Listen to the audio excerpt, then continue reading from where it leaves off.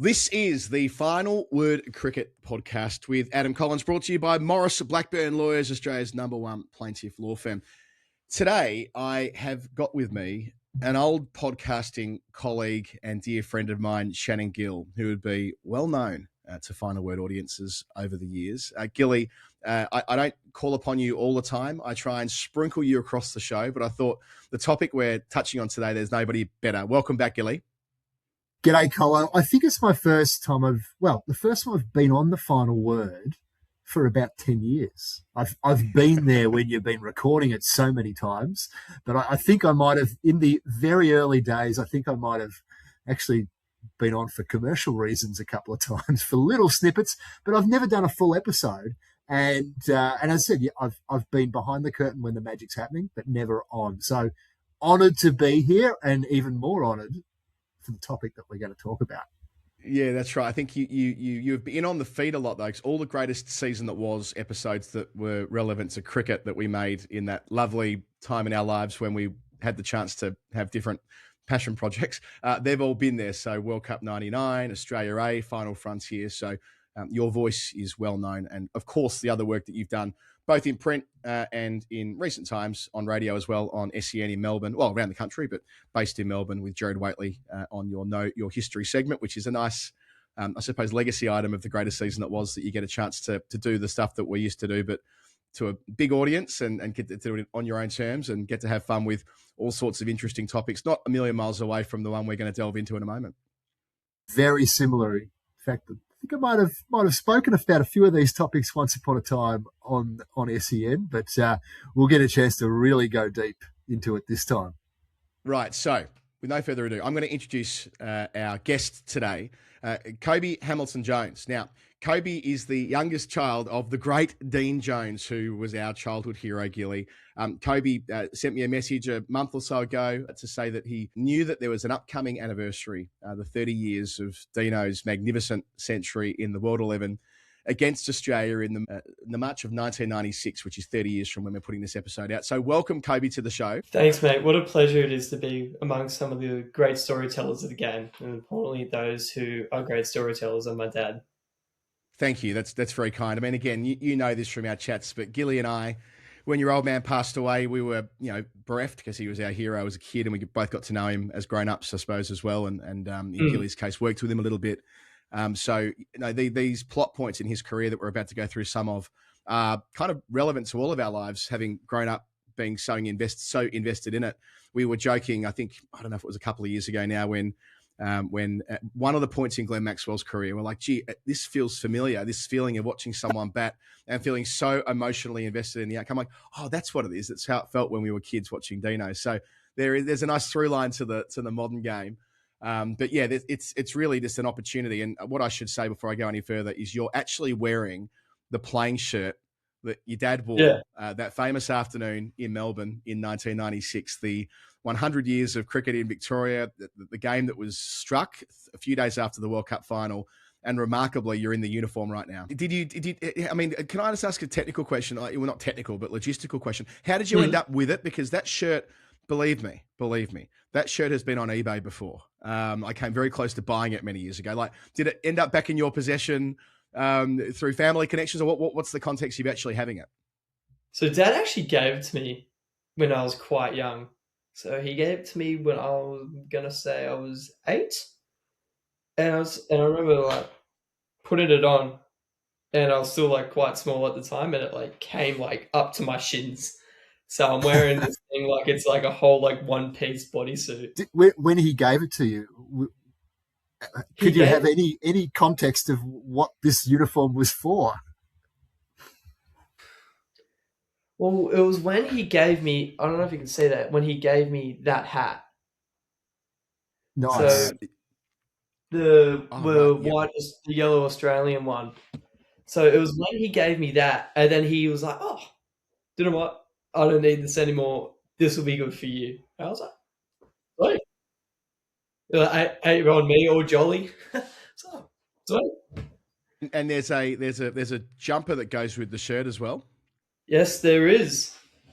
And it's the same as the Victorian one. It's all battered and bruised because, of course, Dad had no idea how to take care of it. But So you got all the colours come off the numbers, and you can see. I don't know if you can see, but there's a couple holes down at the bottom, so it really brings in that it's older than me. And from memory, I think it wasn't a warm night, so I think he would have worn the jumper on the field. Yeah, the jumper was not on the field. Yeah, it makes me wonder whether there might have been a couple made, Gilly, because I doubt anyone who bought it. I reckon I showed him in a Perth test. I don't remember which year it was. I reckon I showed him the clip of people flogging it on eBay, and he was amazed that I think it went for over $2,000. Maybe it was the case there was a couple of them doing the rounds. You know what it's like with these uniforms. They give them different bits of kit, but the fact that you're wearing the authentic playing shirt's a pretty cool thing, and we'll frame up our chat. Now, there are many, many ways we could take this. We could just go deep diving on the game, but I don't think that would quite do it justice. Koby, what we thought we would do is kind of work with you and tell you the story from our perspective, but also get your insight that you would have heard in tales from your dad around the last chapter of Deano's international career, which weirdly kind of starts in 1992, 3.5 years earlier. So up until that point, he'd been a consistent feature, of course, dominant player in the one-day team, and he remained in that one-day team until his first retirement, but also, of course, in the test team going back as far as 1984. And then Gilly, then suddenly, really, after making a century in Sri Lanka a couple of test matches prior, away from home, in a most eventful series where another Victorian, Shane Warne, was first making his mark, Deano was left out of the first test match against the West Indies, Damien Martin in his place, and it was a huge story. It wasn't like a normal selection story. This was like front page of the paper, start of the TV news stuff. It was shattering. One as a Victorian, and two as a fan of Deano, that he had actually topped the batting averages on that Sri Lankan tour. And this was just before. This was the last bit of international cricket before the summer. Now, one of the problems at the time was we'd had in Melbourne, we'd had a really wet November, October, November. You could even, if you remember it, even the Melbourne Cup was a complete washout. Like it was rain at the Melbourne Cup day. It was we had rain for weeks. It meant that there was very little Shield cricket and very little district cricket played in the lead up to the first test. So he hadn't had much of a hit. I think his only hit in Shield cricket, he hadn't made many runs. But these things were all conspiring against where he should have been in the test team on his test form. But when he was actually dropped, it was a shock. I remember being at school at the time, and I used to take my little radio to school and to listen to the cricket at lunch or whatever to find out what was going on. And when I heard that he was 12th man, I mean, I was shattered, and you would have been the same, Colo. Yeah. So that was sort of, I suppose that was the start of as we talk about the end chapter. But for a lot of people, when they're dropped from the test team, that kind of is it. But it certainly wasn't. It certainly wasn't for your dad, no. Koby.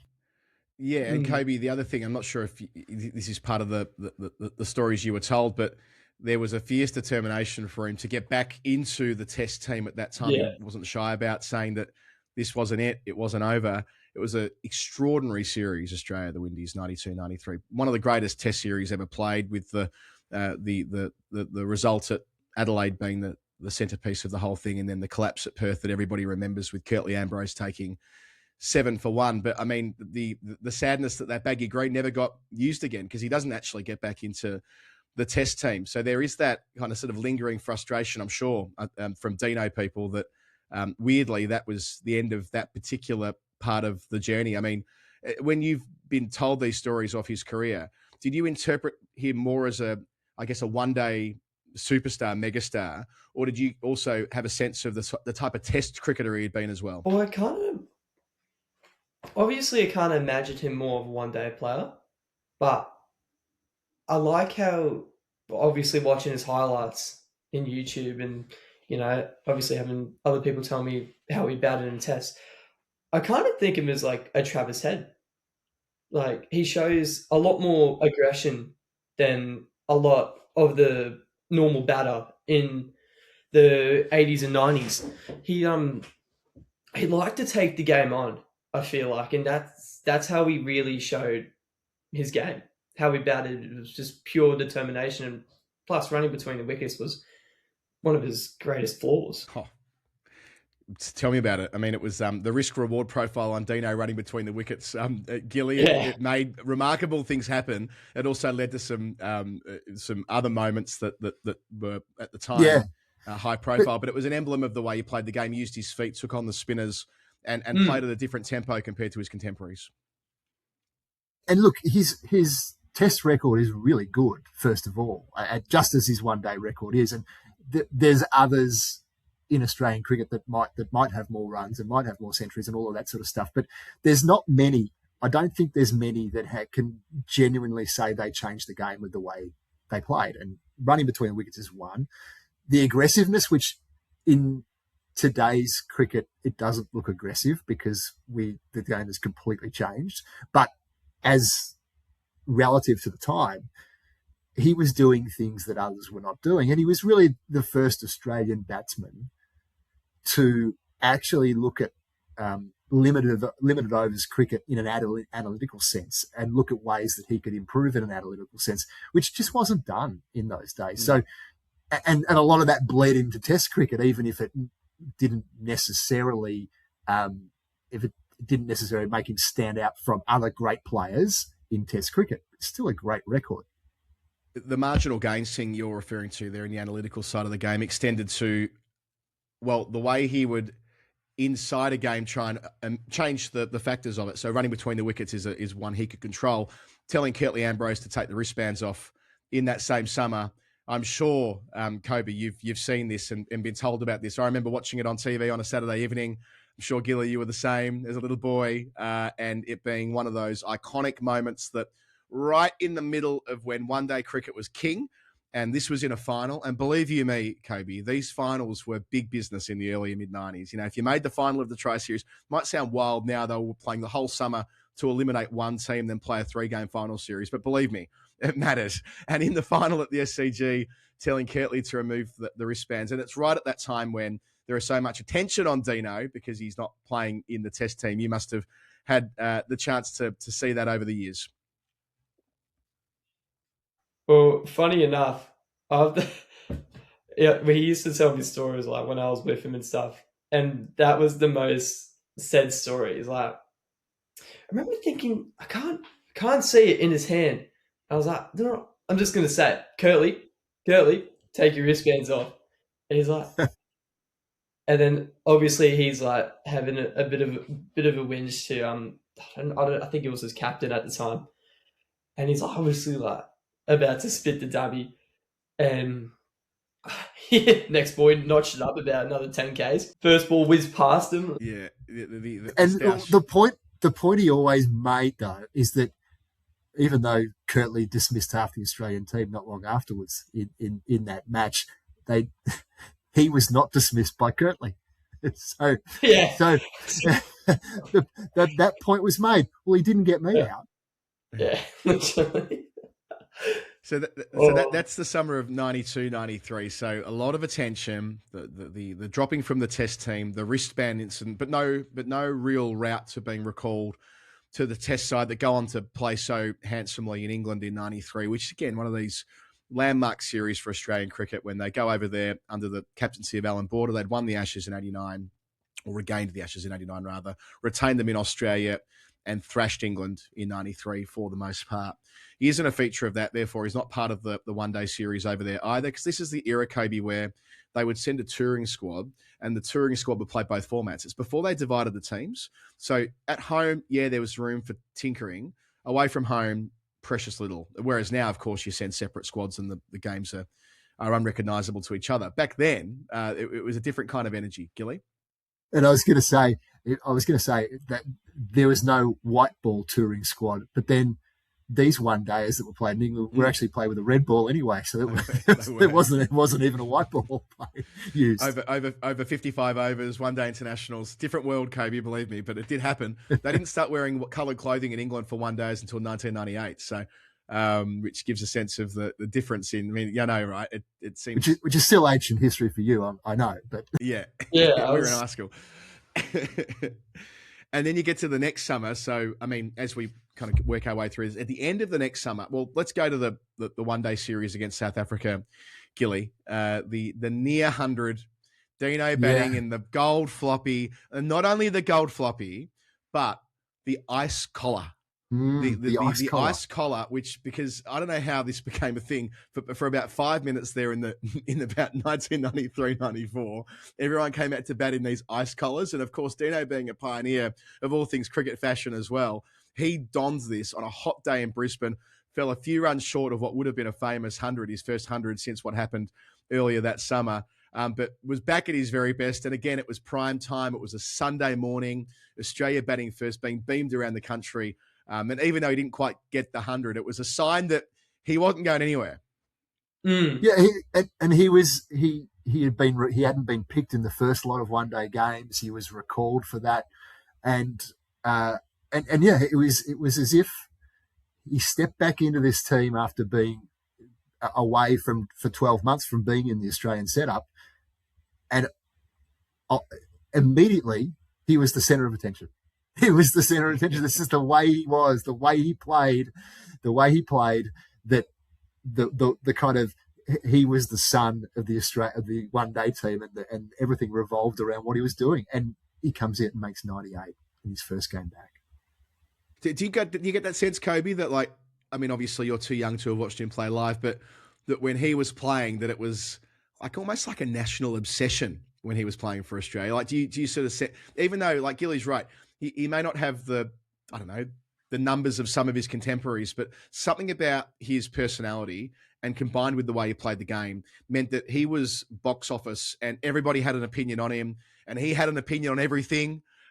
He was ahead of his time that way too. Probably a bit like Gilly in a footy sense. He's kind of like Dermot Burton in the way that Dermy was in the late 80s and early 90s. And in the cricket season, all eyes were on Deano, and that example that Gilly raises about a return to the team and being the focus of everybody's attention. Do you kind of sense that when interpreting his career? Yeah, I do. I kind of I like to compare him to, like, obviously the modern game. So I like comparing him a lot to Travis Head, because he's kind of got like I don't care if I get out for a duck or I get out for 100. You know, he kind of walks out there, and I feel like it kind of strikes a nerve when you see like Steve Smith or Travis Head walking out. So I felt like obviously he was a love to take the game on, and once he gets going, he gets going. Like, he's in there for a long time, and then watching him rotate the strike like he's Usain Bolt almost. Yeah, he was, and I'd say that as a fan watching him, he never did boring, and I mean that in the sense that if he was either playing well and scoring runs, or if he wasn't going well, something was happening every ball. So if you were a fan, and Colo would remember this, if you're a fan kind of watching, you're on the edge of your seat every ball. You could not miss a ball because you didn't quite know what was going to go on. He was either going to dominate or he might do something ugly. You could not miss a ball when he played. And I suppose that's the legacy, I think, of a player that entertained, because, as I said, he never did boring, and that's not a knock on other players, but you could get up and go and do something for 20 minutes and come back, and you haven't necessarily missed anything in a test innings for a lot of cricketers, but not with your dad. The interest to me here has always been, Gilly, that in 93, 94, we all talk about 94, 95, and we should, but he has a brilliant Shield season, averages 77, nearly 1,000 runs, 4 centuries. And that's when he's out of the test team, but he's recalled to the one-day squad, as you mentioned before, immediate success, dominating Shield cricket, gets taken to South Africa, starts well, a 40 and a 70 odd first couple of games, then trails off, which isn't that unusual in a white ball series, that you either get on a roll or you have a bad trot or whatever it is.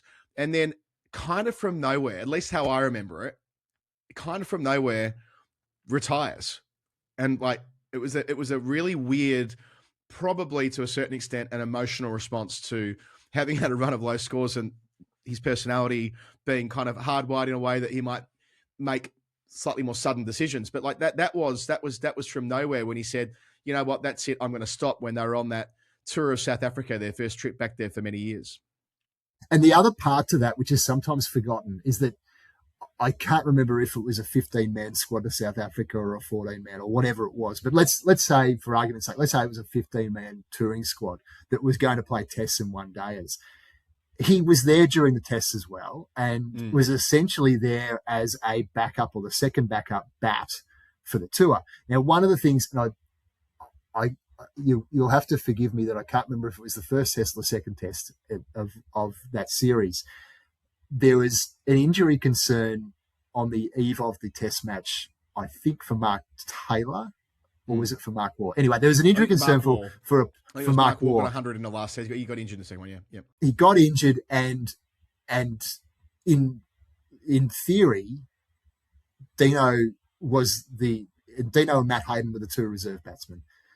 Deano was the logical replacement to bat at number 4, and I think from the way I remember it is they actually put Haydos on standby, which was a message to him. Well, I'm no chance if I can be the only middle order batsman on the tour, and they haven't put me on standby. Now, as it all happened, is that Mark Waugh did play, and Taylor actually didn't play at the last minute. Hayden plays, but the message was given pretty clear that even in these circumstances, we're going to pick an opener who's never batted in the middle order in top level cricket before, ahead of you when this situation arises. And I think that was the added thing that probably put a whole other range of emotions on top of what happened in that one day series. Yeah. So Koby, the fact that a lot of our conversations today we're going to end up in 1996. We've got a couple of huge summers but before that, but like this is early 94.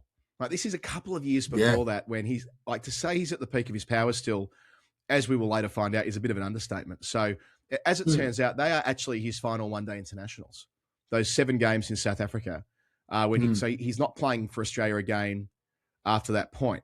So there's that little wrinkle that for all of the effort he made in Shield cricket in 93, 94, to make a stack of runs, to make a bunch of hundreds, to average in the 70s, and to get back in the Aussie squad that summer, to play well in Australia, to go to South Africa, to start well there, that frustration of not being really seen as a test batter anymore. Maybe that's telling as well that he valued test cricket so highly that feeling as though he was surplus to requirements in the baggy green helped shape his thought of playing for Australia full stop, which is quite interesting to me. Well, from my knowledge of that series, it was the do or die game. David Boone and Mark Taylor just picked themselves. And then obviously Haydos got that call on standby, and then at that time being classed as the best one day, player, of that time, and then not even being able to make the 11 of the Australian team. It was a pretty big blow for him, and I reckon it was a very emotional guy. When he'd fly out, he didn't have friends or family with him. It would just be him and the team. So I feel like he could have had a couple more good people around him to come on, think about it a bit more. And obviously that kind of, in my opinion, led to a bit of a rash retirement. But he was obviously heartbroken that he didn't make that 11, and I was like, I'm done. And where it goes next, Gilly, is that the international retirement lasts about 5 minutes in a way, because we get to one of the great summers. 94, 95, both for him personally, but the story that we've had the great privilege of telling probably more than anyone, Gilly, now I feel like we've done so much on this, is the quadrangular series between Australia, England, Zimbabwe, and Australia A. And as we explored in the greatest season that was, Deano, despite being retired, very publicly, as was his way, saying that he would captain Australia A. Yeah. And it's, when you look at it now, it's actually quite logical. Like, this guy's just retired. We're going to have a team of young players to try and compete at an international level, and all of these young players as we've spoken about before, these are the legends of Australian cricket. It's Ponting, Hayden, Bevan, etc., that played in this team. But it actually is logical that, well, why don't you get a guy at the end of his career to come in and do the captaincy stuff? So, Damien Martin can just worry about making runs rather than captaining the team, who is clearly still at that level. Now, for all the logic in it, there was this dance for months of him making comments and I suppose not so subtle approaches to say, I am available to captain the team, to which the Australian selector said, well, no, you're retired. And this sort of dance went on for months and months about, well, can I play? Can I not play? And we'll get to this more broadly in a minute. There was an added sort of part to this in that he basically was told he had to unretire, and that's the only way he'd be considered for any Australian A team or an Australian team. Now, the other issue is that in the meantime, a testimonial game had been organised for your dad that was going to be in November, not long before the first test of the summer, at the G, and it was going to be very hard for him to unretire before he has a testimonial game, which, testimonial games were designed, other than being great celebrations, were also, there's a financial element too. So it would have been difficult public relations to say, actually, I'm unretired, but I'm still going to have a testimonial game, which, Adam, we're going to have to go deep on this with Koby as well. We can and we should. I mean, the testimonial game, Koby, again, I'm sure you've seen the YouTube of this because quite a bit of it still exists. This was a big deal. This was like massive crowd at the G, international stars, past and present, people from outside of cricket. These were a bit of a thing in the 90s, these testimonial celebrations of a cricketer. And yeah, the added complexity of there being this push in the media for him to return to the Aussie team. Probably not happy with his decision to retire, let's be honest.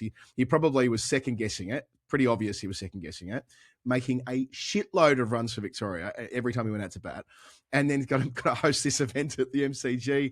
And, the pluck a duck element to it, Jason Dunstall making 50 odd in the afternoon. Well, if you want, Colo, I can read out the teams. Please. Koby, some of these names, you'll recognise all the cricket names. You'll probably recognise some of the footy names. Some of the other names, you'll look at us and just go, what the hell are you talking about? So there was the AB11. Now, the AB11 was Alan Border, Matthew Elliott, Jamie Siddons, Greg Ritchie, David Hooks, Doug Walters, Greg Matthews, Rod Marsh, Dennis Lilly, Jeff Thompson, Jason Dunstall, Dermot Brereton, and Molly Meldrum. What can I just say? What a night out on the tiles that would have been with that group of cricket. I imagine going out with that lot. And that's not even looking at. There's about 5 Hall of Fame night out on the pitch guys in that 11. Yeah. I was going to say, who are the 5 you'd pick? Because I don't know. Well, I'd be picking Molly, Mo. Tomo, Mo, Dermy for a start. The kings of the night out. Absolute kings of the night out, yeah. I actually have I if someone could tell us, I would think that after this game there was an after party, and it was probably at Molly Meldrum's house, which was like a 24-hour party house. Because he always used to host parties. The Deano 11 is obviously your dad, Deano, Brad Hodge, Gus Logie, David Gower, Merv Hughes, Paul Rifle, Mike Whitney, Steve Kernahan, Doug Hawkins, Jeff Fennick, Gary Ablett Sr., which apparently, so I've read, is that Gary Ablett Sr. notoriously reclusive and remains that. Let's just say Gary Ablett Sr. apparently, when he heard this game was on, got on the phone and called up and said, "Oh, can I play?" Of which, of course, Gary, you're allowed to play. You can come and play. So he wasn't actually picked because I just didn't think he'd actually bother. He'd even answer his phone. But he he called up and asked to play, and Pluck a Duck. Now, Koby, I'm not even going to try and explain Pluck a Duck to you, but if you look on YouTube, I think there's some clips with your dad and Pluck a Duck in different scenarios, but he was a man in a duck suit, basically, who was on TV. So it was two good teams, and I'd probably pick Plucker to be in the going out five as well. Yeah. Again, Koby, this probably reinforces that point that we were making before, that someone of his personality, of Deano's personality, high-profile people clearly were gravitating towards him anyway. Like he had that magnetism as a person, right? So there's the cricketer and his personality flourishing through that, but off the field as well, he clearly, and you would have seen this in your relationship with him, he clearly kept really interesting company off the field too. Yeah, absolutely. Just touching base on that Dean Jones 11 and the AB 11. Dean Jones' team is like bed by 10 team, and then the other one's the bed by like 3 a.m. team after and they're out. But I know which team I'll be going on, but yeah, that and so this game happens and goes ahead while this debate is going on about should your dad unretire. So it was quite bizarre. It was the tribute game had this great subtext that will he or won't he unretire after his tribute game. And it really is one of the great individual Shield seasons that's going on concurrent to this. The 324 not out in a day-night Shield game, which was the quirk of 94-95 that we saw these yellow ball games, Koby. They played day-night first-class cricket with a yellow ball for a season, and it kind of worked, you know. I don't know why I mean, I had a half yellow, half red in the nets last night. You can see the yellow ball fine. And that season of 1,251 first-class runs at 70 with 400s, including a triple that was made partially under lights at the MCG, not picked for the only thing that could have made the Australia A summer better is if Deano were captaining that team. But, now that they haven't gone ahead with that, truly dominating. And this is where I reckon the Bring Back Deano campaign, it really, you're seeing it on bed sheets around grounds, Koby, where people would bring, in the old days of bringing signs to one day, bring back every ground, and this existed up until about 10 years ago. You will still see the occasional Bring Back Deano. I remember going to the G one day with a version of that painted on my chest. This was a thing. This was a real thing in the mid 1990s, and 94-95 was where it was pushed into the next gear entirely due to how well he was going for Victoria. And Colo, so the way this plays out after this tribute game is that in the next literally days after the tribute game, he announces that, well, my retirement is now over and I am available for selection. And because he's making so many runs, this idea that Deano should play in the Australian A team takes on a whole different sort of a whole different context, because the fans, particularly in Victoria, are saying, bugger the A team, he should be in the bloody Test team. I've got a few, and if you don't, Colin, I'm gonna read them out. This is just a selection of the letters to the editor in the Age at the time. So here's a guy, Stuart Ralph, writes to the Age: to maintain any credibility the ACB still has, Dean Jones must be selected for the Melbourne Test. Now, he goes on to say that cricket is funded by the public who pay for tickets. So the fact that the Test is being played in Melbourne should positively influence the selection of Victorians for the Australian team here. 4 million Victorians agree that our hero, Dean Jones, should be in the team for the MCG. And Nicole Bland, who ended up Nicole Bland, who ended up being a media person herself. It is time. It is again a letter to the editor. This is just not journos stirring up stories. This is the general public. It is time we replaced our current selectors with fair and honest people who are interested in the good of Australian cricket ahead of personal prejudice. So this is the level of feeling, particularly Victorians had at the time, that Deano, and by extension Victoria, was being victimised here. I have to deal with this in my day job a little bit these days, Kobe, where people will suggest conspiracy theories around selectors all the time. Like that they'll posit that a selector will have a certain state bias or they're doing over another state. And I these days would say some version of, put your tinfoil hat away, like this is ridiculous.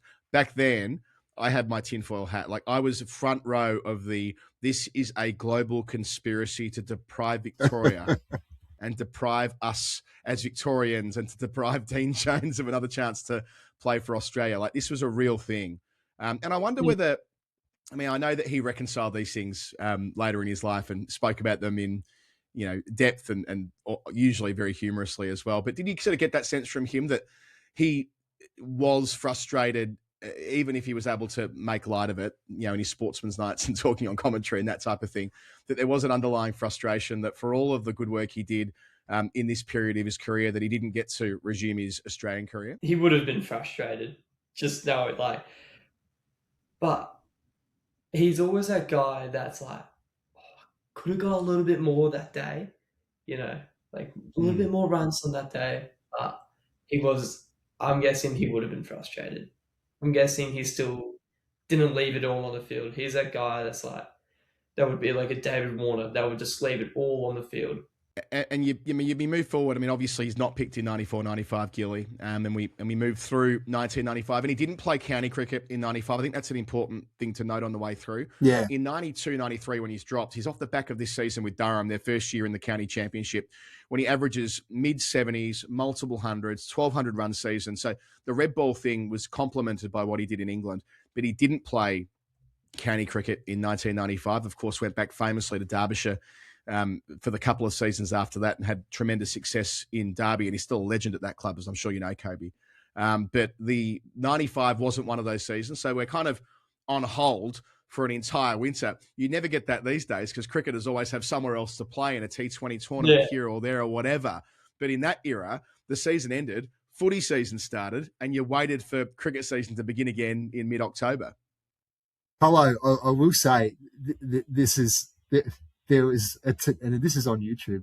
And Kobe, if you haven't seen this, worth a look.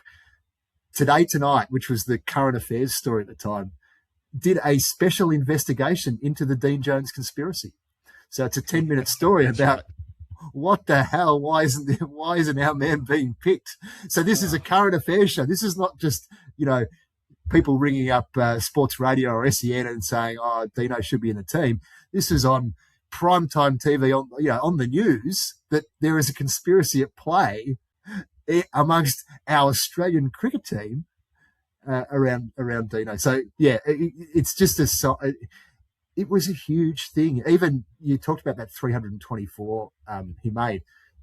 There is a newspaper cover of a sports section of your dad with arms aloft after he reaches 300. And this is at a Sheffield Shield game, mind you. The bed sheets of Deano or Bring Back Deano, they were at Sheffield Shield games. People were turning up to Sheffield Shield games with the bed sheets saying that. So it's just he had a connection that's I just don't know, other than Warnie, if there's another Victorian cricketer that's had a connection to Victorian cricket fans like your dad did. And you must, and again, you must sense that, when people like us and others talk about him, that there's that enduring, not many cricketers earn it, if you know what I mean. It's even the very best, some who might have these ridiculous statistical careers and have won lots of trophies for Australia or for other countries, they don't have that degree of affection. They didn't sort of captivate the country in quite the same way. Do you sort of feel that too, that even now as you get around in your life and it becomes clear who your old man was, that there's that, oh, wow. That must be a lovely thing for you. Yeah. It's obviously Victoria loved him and Dad loved Victoria so much. I remember Merv telling me when the Sydney Test was on, he's like, he always used to take the piss out of me when I do my stretches down at third man or fine leg, and then Dad would just egg the crowd on. You'd see him at third man or deep point and looking at Bay 13 and start doing all the stretches and stuff, which is pretty funny. Yeah. Yeah, it was any time there was a Victorian, wasn't it, Gilly? That there's that extra level of, at the time, I don't know whether it's still, I don't really know. I don't know. I've lived in Australia for a long time. I don't know whether I still sense that, And that obviously fervour around Victorian players playing for Australia. We're not young, but I think it was a more parochial time probably, where we had a real, probably a pride in Sheffield Shield that's not as pronounced and not as obvious these days. So you were more tied to your state players, obviously well before T20 and franchise cricket. So I think their identity was also wrapped up in the state more than where today, you could be playing for four franchises around the world, and it's not so much. You're a global cricketer rather than a Victorian cricketer. We come to 95, 96, where this is probably the last bit of the story, really, but it's the most relevant to why we're doing this today, with the anniversary on the 21st of March. So 95, 96, Koby, is an interesting summer too in this narrative arc because, well, first of all, he's making tons of runs in the Shield again, right? Averaging in the 50s in Shield cricket, nearly another 1,000 runs in that form of the game. Victoria have enjoyed success in white ball cricket. You've probably seen the shots of them wearing the shorts in the season where they won the trophy there, which goes back to that same period of time when he's dominating. He's doing the thing in Victorian white ball cricket. The case is being built week in, week out, and it's all coalescing around the 1996 World Cup. He's not in the team through 95, 96. However, Gilly, back in those days, I think they still do a version of this. Selectors were required to name a provisional squad of 30. 30, imagine it now. 30 cricketers for a World Cup. And they would prune it back to 15 before the official squad announcement. But with this World Cup taking place in the February and March of 1996, the building blocks were in place throughout the course of the Australian summer. And whilst Deano's doing well, he finds himself in the 30, which is his first national recognition since retiring. And the belief is there. Everyone's like, they're going to do it. They're finally going to bring back Deano. And there are some plot points along the way, but one of them is that he's in the 30-man squad, Gilly. Yeah, so he's in the 30-man squad, which he's a chance. He is some chance. And if you looked at the 30-man squad, the Australian one-day team was going well. But if you're going to go to a World Cup and there's 15 other players, pound for pound, if you look through, I don't know exactly who was in that 15, but pound for pound at the time, if you looked at the team, Dean Jones was the right man to have, as at very least as a backup in that squad. Like if someone went down, if someone got hurt, who do you know could step up and perform at a World Cup on the world stage? It was Dean Jones. So being in the 30-man squad gave real hope. It gave real hope to his fans, particularly myself and probably Colo even more so, I think, because there's a bit of a tail on that one. And Colo, he was picked. So this is at a time when you'd have the World Series Tri-Series going, and this was a season after they had the Australia A team play in the full Tri-Series, and they basically said never again. We're never doing that again. But we want to have some games with this Australia A team to play against the other touring teams as good warm-up for the touring teams and good practice for the touring teams, but also great chance to put our younger players or fringe players on a national stage and see who's got it. Yeah, that's right. I mean, this is it, isn't it? So this is where, remarkably, he eventually does play for Australia A. I mean, it's a year later. Yes. It's a year after all of this. But, I mean, it's out of context in so many respects. But the reason why he played that game in January at the SCG was because he was in the 30. So, like, we have to give him some cricket. We have to find a way to make a call on this guy. So he plays, and he comes in at number 3. They're chasing plenty.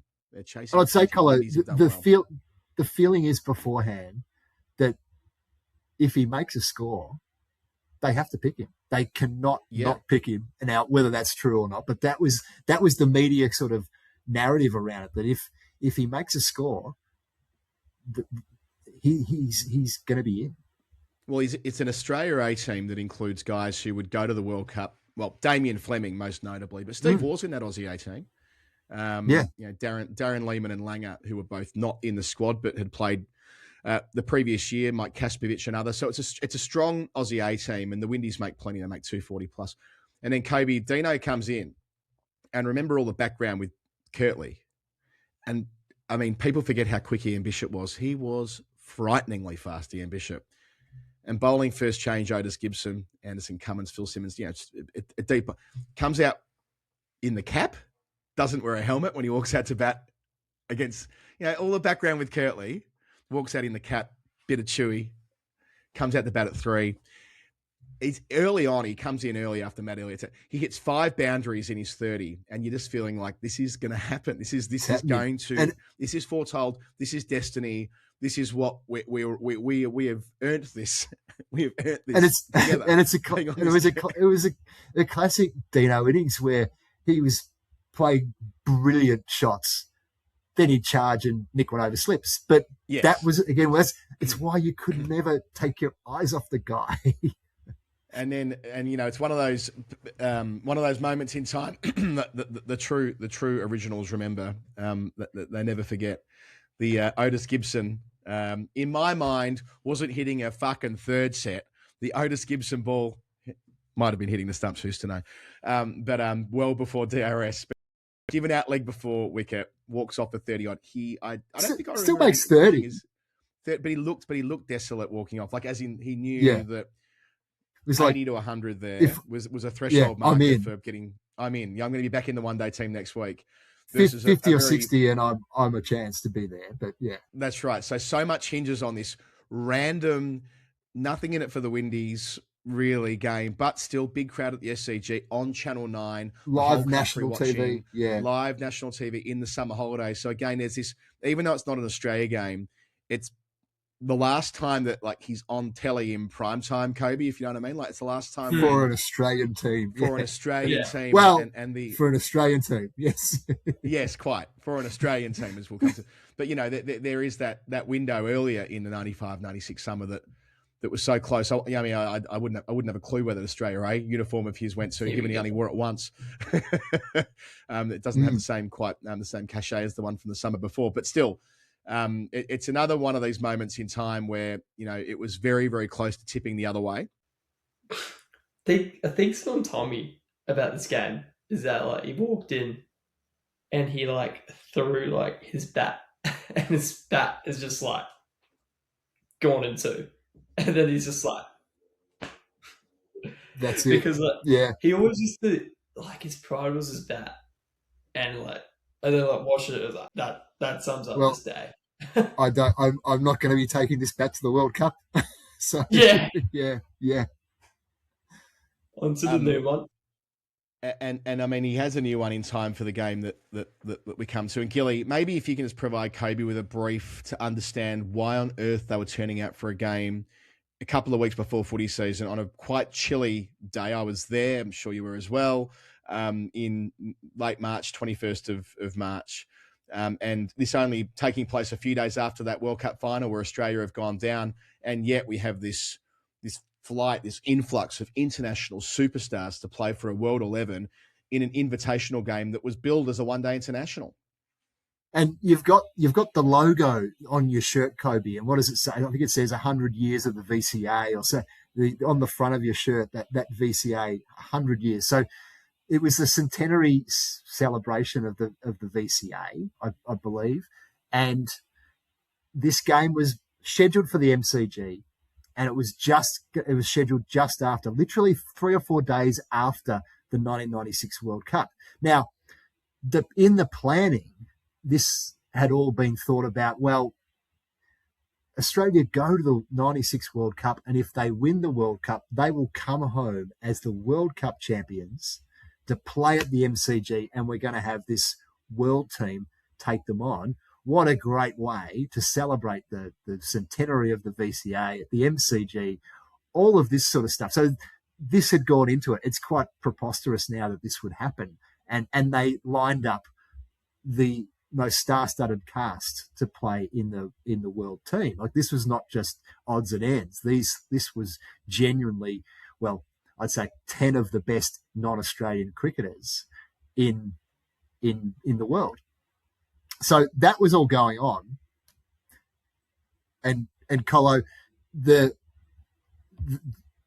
was an 11th spot in the team, and when the World Cup squad was picked, I would think that there was a sense of, okay, what can we do to capitalise on and get a crowd at this game? And Colo, what happened? Well, this is it. I mean, this is one of the World 11 games were a bit of a thing at that moment in time. For whatever reason, there was you saw a lot of them start to pop up. So this wasn't completely out of context, but I mean, it's a team that has Jai Surya and Kalawatarana opening for the World 11 who turned one-day cricket on its head, at least the opening overs of it earlier in the summer in the World Series Cup, and they went on to win the World Cup. You know, Aravinda de Silva's batting at 4. He had just made 100 in a World Cup final a few days earlier against the Australians. Richie Richardson, the captain, Martin Crowe, the New Zealand veteran, Jonty Rhodes, best fielder in the world, Sean Pollock, his South African teammate, Heath Streak, who'd been one of the most dynamic bowlers at that World Cup. Weirdly, Paul Strang, I'm not sure how Strang got himself the start, Gilly, he's the oddity in that list, and Waqar Yunus, who was the non-batter. Maybe this was one of the quirks of this game. Maybe it was 12 into 11. Anyway, he batted, and then we had on the other side of the equation, Slater, Taylor, Bevan, War, Lee, Healy, Rifle, Warren, Gillespie, Fleming. So a Victorian phalanx, really, when you consider all three of the 4 frontline bowlers are Victorians, complemented by Jason Gillespie, which is of note as well, Koby, because the way this game was talked about in the lead-up was that it was a one-day international. There was never any talk of it being anything other than a one-day international. There was 35,000 people there, not because it was a festival game or a benefit game or an anniversary game, but it had that carriage. At least that's how it was presented. So when Jason Gillespie, who bowls the speed of light that day on a very dicey pitch early on, you know, that time of year, plenty going on in the surface, Fleming and Rifle open, but Jason Gillespie bowls Richie Richardson, and it's described as his first international wicket. And I think that's important to note. This was no beer match. This was no knockabout. Yes, they'd had a World Cup final a few days earlier. It's not going to be as intense as that might have been. But this was, and I remember it this way, Gilly, first-hand experience of having been there.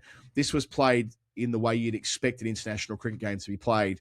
And that sort of lays the foundation for Deano walking out at number 3 and batting for the remainder of the innings. And that's the thing is with this game is that, so because Australia didn't win the World Cup, it was almost a bit of a letdown that they were now coming home not as World Cup champions, which I think everyone had hoped for. But suddenly the shift is, oh, well, Dino's playing for the world team. Oh, we're all in on Deano and the world team now, which is the most bizarre sort of situation that we would all turn up to the MCG to watch Australia play, but our hearts were with, not necessarily with the other team, but with one player in the other team. Not a person there, Koby. Not a person there was wanting to see him dismissed. I mean, you know, not a person. The way that the tension built, it wasn't one of those flamboyant one-day innings that we saw from him. A few early boundaries, and he didn't score a boundary, I don't think, Gilly, from when the field went out until the 50th over, when he brings up his 100 with a towering 6 over long off. It's big boundaries then, different type of MCG, the wide expanses, which he knew so well. And he compiled that innings against some outstanding bowling. I remember Warney bowling a bouncer to him.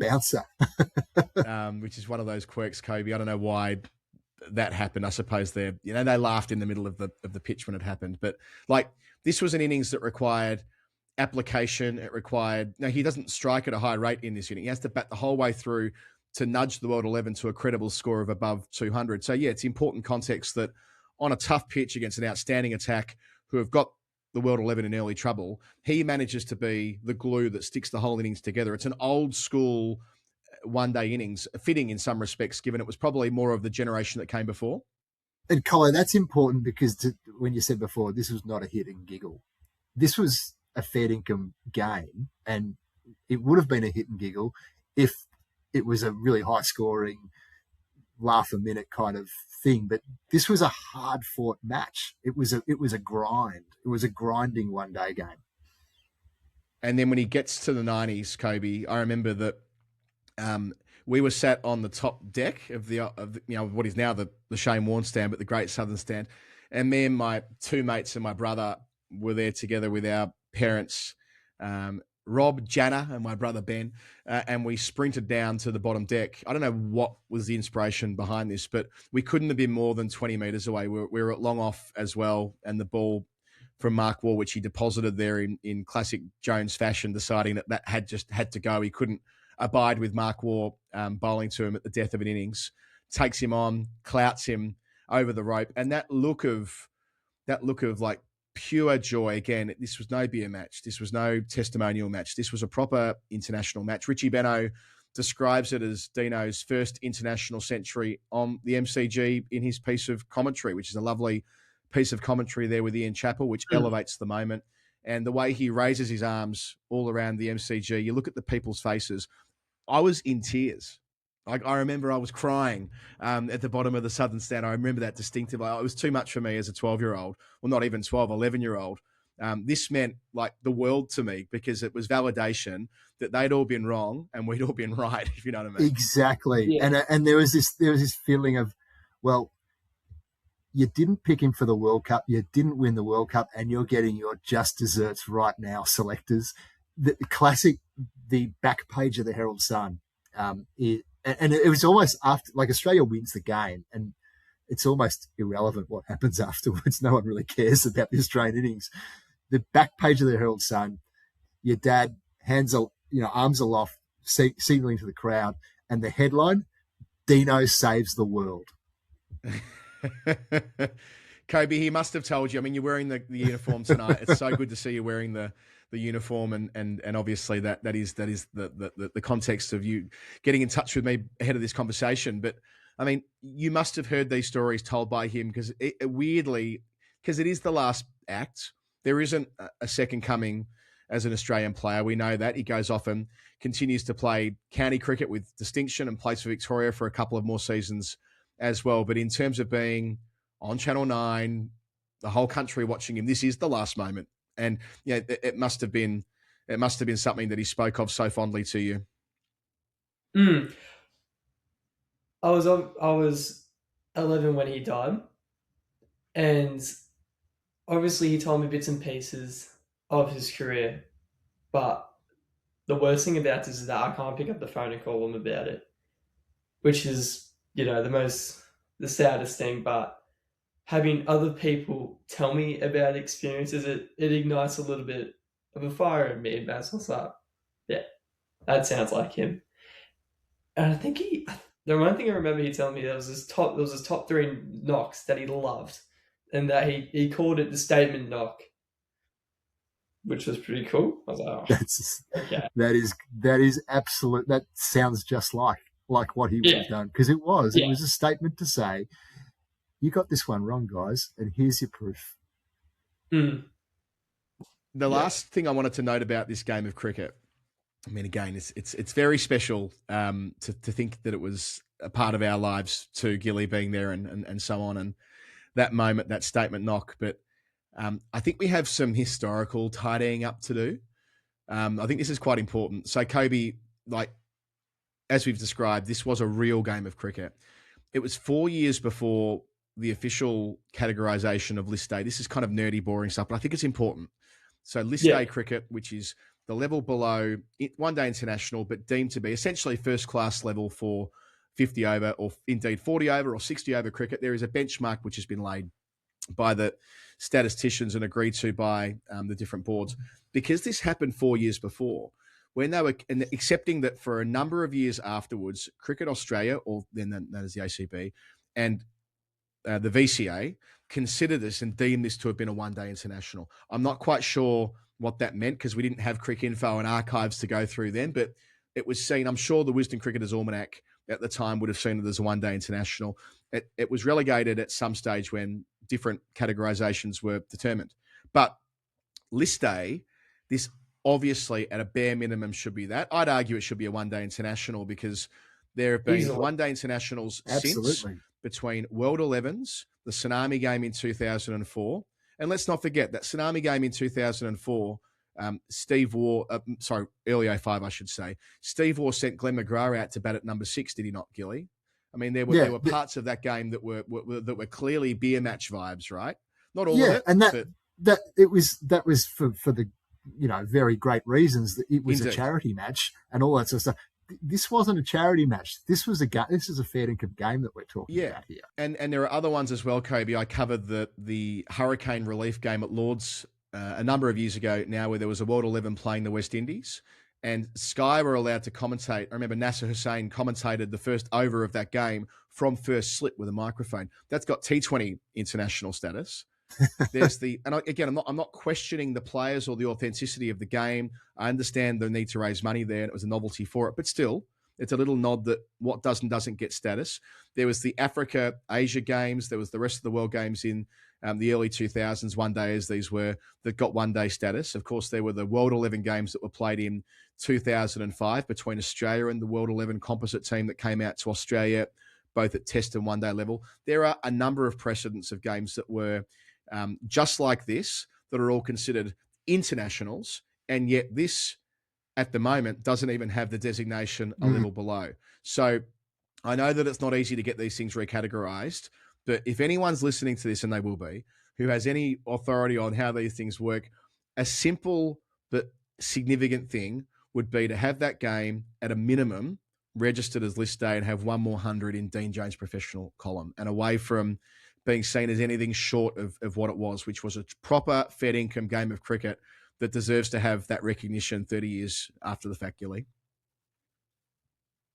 And a proper international century at the MCG. So it's very romantic that this is his cricketing farewell in a lot of ways, and then it finishes that way.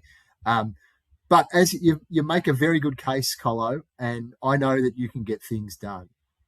You've got a track record of getting things done in all spheres.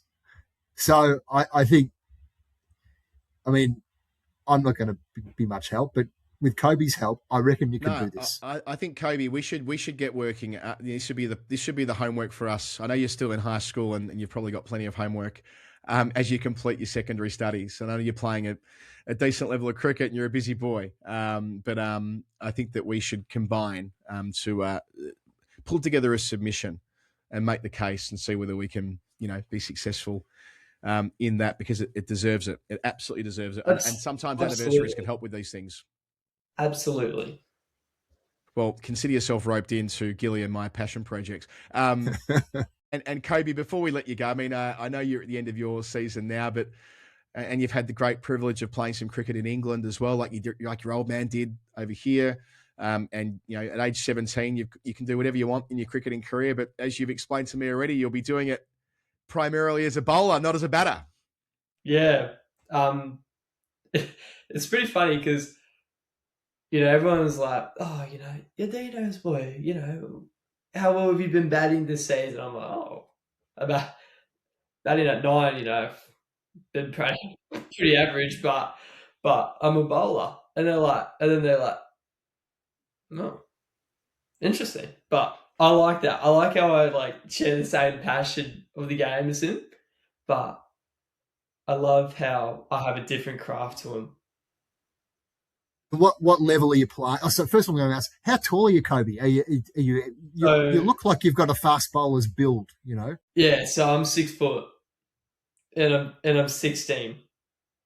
So you got a little bit more growing to bit more to go. You got a bit more growing to do. You look like you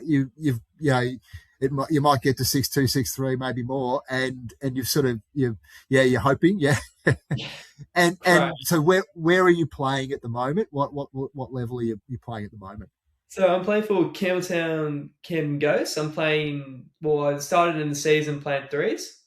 I had a lot of success during the season, and I obviously got the promotion to second grade in the 4th round, which was I was like, this is the best. And then my first ball got hit for 4, and I'm like, this isn't the best. And then, but it's all right. I got him 3 balls later, so I was pretty happy with that. But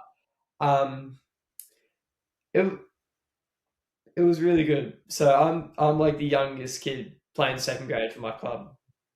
Awesome. That's awesome. And the benefit of playing second grade is, of course, you get to play on the ones grounds, which is part of your development. Yes. And I think that bowling is hard. No one's going to say it's not, but it is slightly more forgiving in terms, you can go from, the proverbial boiled lollies to chocolates very quickly. Like you mentioned there, hit for a boundary and get someone 2 balls later.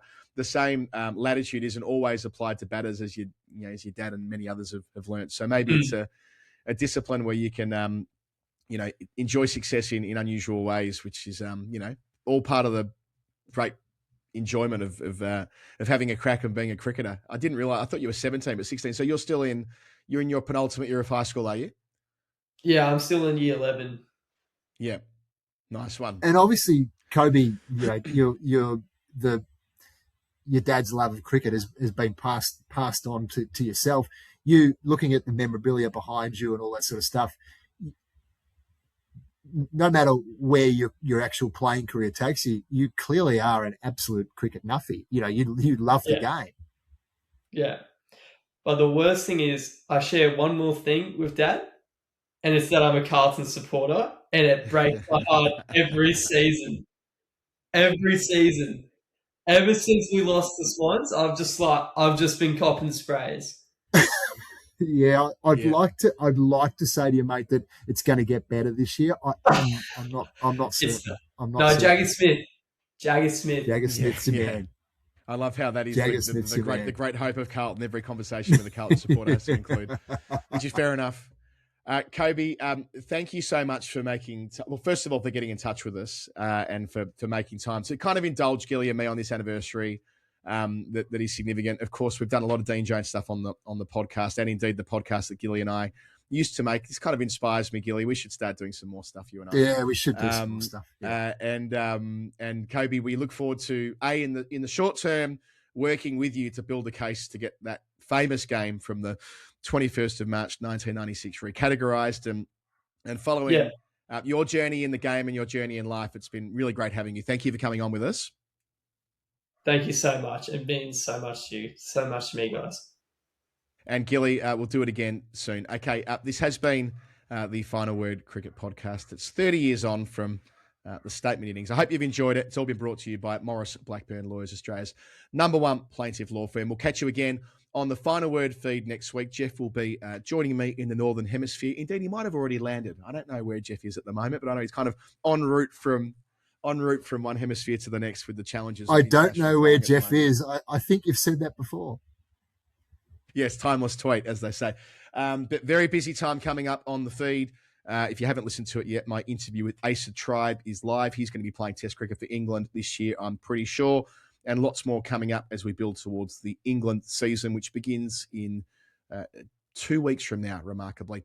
All right, that's us done. Thank you for being with us today on The Final Word. Chat soon.